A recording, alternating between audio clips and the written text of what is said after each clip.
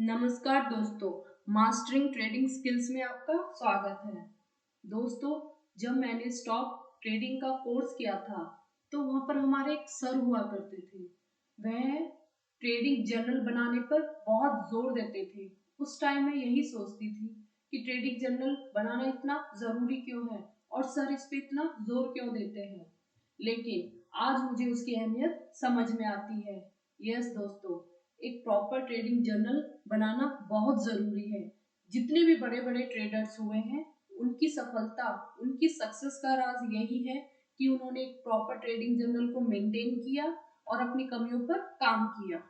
अगर आप भी अपने लिए एक प्रॉपर ट्रेडिंग जर्नल मेंटेन करते हैं और अपनी कमियों पर काम करते हैं तो आपको एक सक्सेसफुल ट्रेडर बनने से कोई नहीं रोक सकता। तो एक प्रॉपर ट्रेडिंग जर्नल कैसे बनाते हैं वो आज हम इस वीडियो में सीखेंगे। उससे पहले please like the video, share and subscribe the channel.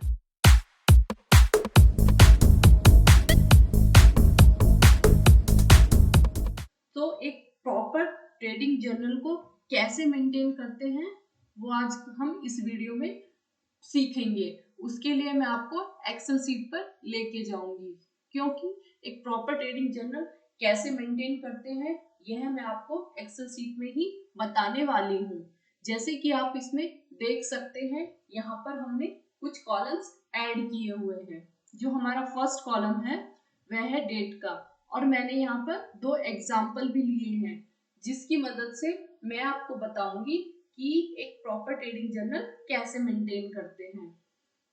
तो ये डेट के कॉलम में हम पहले डेट मेंशन करेंगे, आपने किस डेट पर एंट्री की है।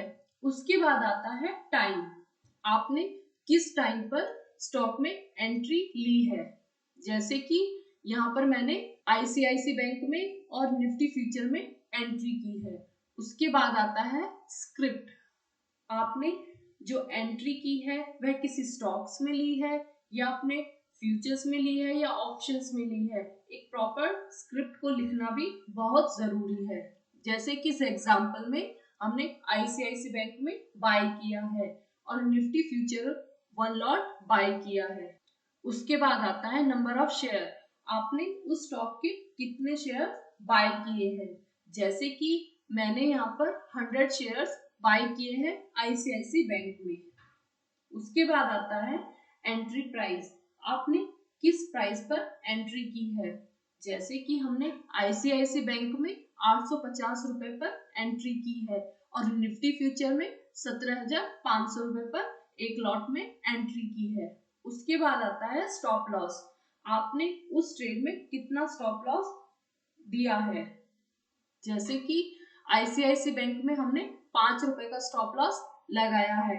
इसका मतलब है कि अगर हमारा प्राइस 845 रुपए आता है तो हम ये ट्रेड कट कर देंगे, इस ट्रेड से हम बाहर आ जाएंगे।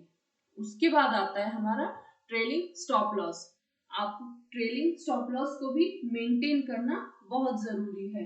ट्रेलिंग स्टॉप लॉस मतलब जैसे जैसे हमारा प्रॉफिट बढ़ता जाता है वैसे वैसे हम अपने स्टॉप लॉस को प्रॉफिट में ट्रेल करते जाते हैं।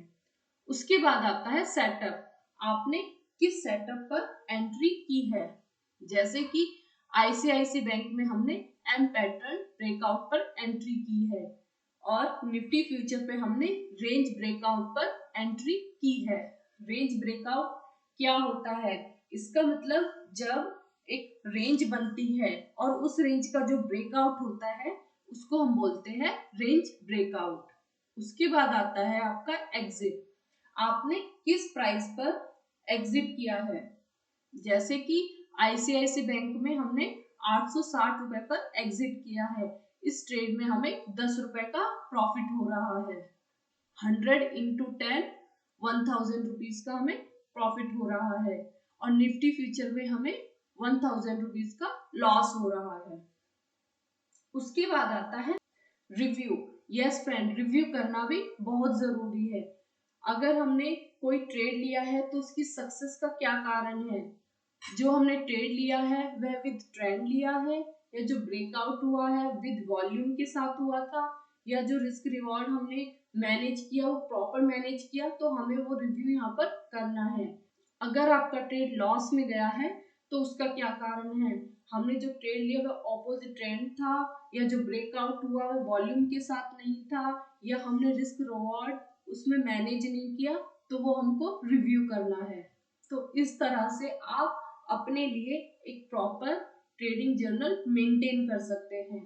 आज के लिए बस इतना ही, कल फिर मिलते हैं एक और नई वीडियो के साथ। तब तक के लिए नमस्कार।